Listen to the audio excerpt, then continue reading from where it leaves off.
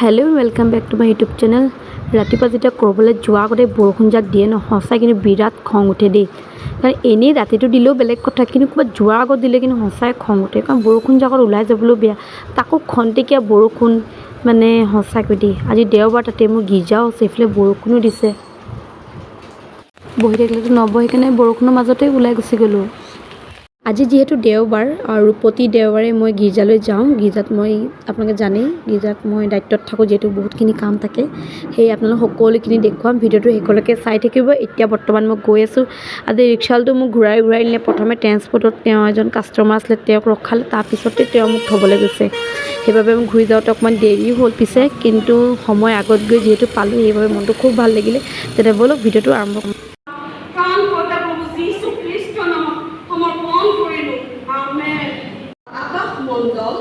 তুমি নিৰূপণ কৰা তেতিয়া মই কওঁ, মানুহনো কি তুমি যে তাক সোঁৱৰণ কৰা। We thank you those who could come to your service and sit here and listen to your words. We thank you for that. We thank you for this day, Lord. We thank you for everything. That we are alive and we are breathing. We thank you for that. May the words of my mouth and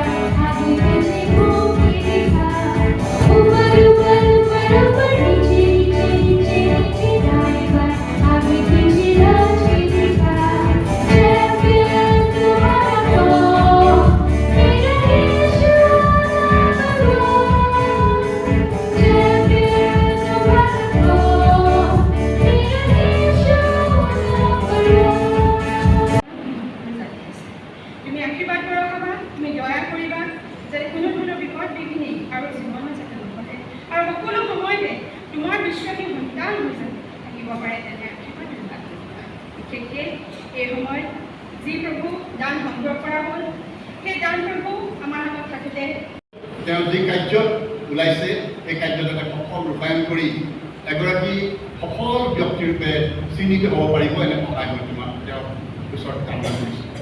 এনে মই এই সময়ত উজ্জ্বলক আমাৰ মাজলৈ আগলৈ আহিবলৈ অনুৰোধ জনাইছোঁ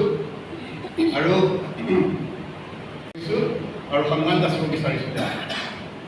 মই পালক মহোদয়ক অনুৰোধ জনাম, তেখেতে এখন খোলা মঞ্চৰ এটা আদৰণি জনাব আৰু লগতে এটি মণ্ডলীৰ তৰফৰ পৰা উপহাৰ দিয়ে। মই মাননীয় পালক মহোদয়ক বিশেষকৈ মহিলা সমিতিৰ তৰফৰ পৰা উজ্জ্বল পাৰাই ধন্যবাদ জ্ঞাপন কৰিছোঁ। আমাৰ যেতিয়া স্তুতি প্ৰশংসাৰ বাকী যি প্ৰগ্ৰামবিলাক হয় ন, তাত সকলো সময়তে যেতিয়াই প্ৰেক্টিছলৈ মোৰ ঘৰ ওচৰতে, আমাৰ মানে ওচৰ আছে, তাৰ কাৰণে সুবিধাও হয়। আৰু যেতিয়াই ফোন কৰি কওঁ, কেতিয়াবা সি নিজেই কয়, আনকি আজি আপোনালোকৰ ৱৰ্কশ্বিপ আছে নহয়, ইমান উৎসাহেৰে আমাৰ লগত বজাই, মানে যি সহায় কৰিলে ন বাদ্যযন্ত্ৰৰ যোগেদি, এয়া ঈশ্বৰে দিয়া বৰ হয়। আৰু মই এইটোৱেই ক'ব বিচাৰিছোঁ যেন সদায় এই বৰ যি ঈশ্বৰে দিছে তাক যেন ব্যৱহাৰ কৰি থাকে, য'তেই যায় ততেই যেন উজ্জ্বল নামটোৱে তেওঁৰ উজ্জ্বল হয় আৰু উজ্জ্বলাই দিয়ে যেন আমাৰ এই মণ্ডলী আৰু সকলো ঈশ্বৰৰ প্ৰশংসা প্ৰতিটো মুহূৰ্তত যেন কৰি থাকে। এই মোৰ তেওঁলৈ যি সকলো আশীৰ্বাদ যেন ঈশ্বৰে তেওঁ দিয়ে, এয়াই মোৰ কামনা থাকিলে। আৰু এটি সৰু উপহাৰ দি মহিলা সমিতিৰ তৰফৰ পৰা মই দিবলৈ লৈছোঁ। আৰু এই আমাৰ এছিষ্টেণ্ট মহিলা ছেক্ৰেটাৰী আছে, তেওঁক আগলৈ আহি এই উপহাৰটি দিবলৈ অনুৰোধ কৰিছোঁ।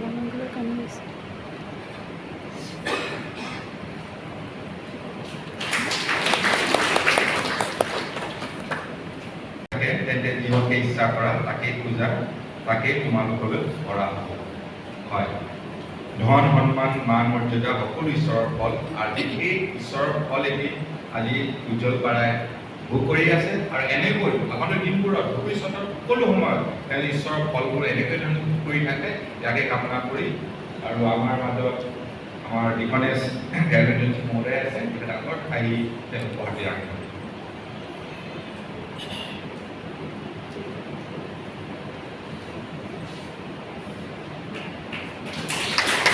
এজন সক্ৰিয় সদস্য হিচাপে কাৰ্য সম্পাদন যথাৰ্থে আদৰণীয়, প্ৰশংসনীয় তথা অভিনন্দন অভিবাদনযোগ্য। কেন্দ্ৰীয় বাপ্তিষ্ট মণ্ডলী উদ্যোগ সমিতি এক দীৰ্ঘদিনীয়া স্মৃতিৰাজি ধৰি ৰখাৰ স্বাৰ্থত অভাৱনীয় এক জিলিকি থকা নক্ষত্ৰ হিচাপে যি অৰিহণা আৰু আপোনাৰ ত্যাগ, কষ্ট, ধৈৰ্য আৰু সততাৰ বাবে আমি সদায় চিৰকৃতজ্ঞ। আপুনি এজন সুন্দৰ মনৰ যুক্তিবাদী, দায়িত্বশীল, কৰ্মনিষ্ঠতা মানি চলা ব্যক্তিত্বৰ অধিকাৰী। আপোনাৰ এই ব্যক্তিত্ব আৰু আদৰ্শ সদায় উঠি অহা প্ৰজন্মৰ জীৱনত পথ প্ৰদৰ্শক হৈ ৰ'ব। প্ৰায় 3 বছৰ অন্তত এই বিশেষ মুহূৰ্তত আপুনি কৰা পৰিচৰ্যাৰ বিপৰীতে সশ্ৰদ্ধ শলাগৰ পৰাই আগবঢ়োৱাৰ বাহিৰে আমাৰ হাতত একোৱেই নাই। আপোনাৰ বিদায়ক্ষণত আমি পৰম পিতা পৰমেশ্বৰৰ ওচৰত সদায় সুস্থ শৰীৰ আৰু সফলতা কামনা কৰি আন্তৰিকতাৰে প্ৰাৰ্থনা জনালোঁ। লগতে আগন্তুক দিনবোৰত সৃষ্টিমূলক দক্ষতা যুৱ প্ৰজন্মক উত্তৰণমূলক কৰ্ম দিশত আগুৱাই যাবলৈ শুভেচ্ছা জনালোঁ। শুভ কামনাৰে শ্ৰীযুত সুদীৰ্ঘ সভাপতি শ্ৰীমতী সুভাষ মাধৱ সম্পাদিকা। এই সম্বৰ্ধনা পত্ৰটি আগবঢ়াবলৈ মোৰ উদ্যোগ সমিতিৰ উপসভাপতি আছে শ্ৰীযুত দানিয়েল সিনহা মহোদয়, মতে আগলৈ অনুৰোধ কৰিম।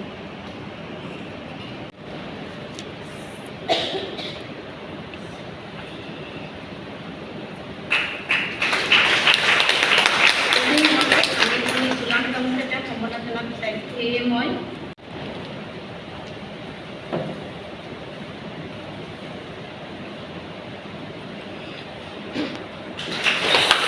ধন্যবাদ দিছোঁ মহোদয়।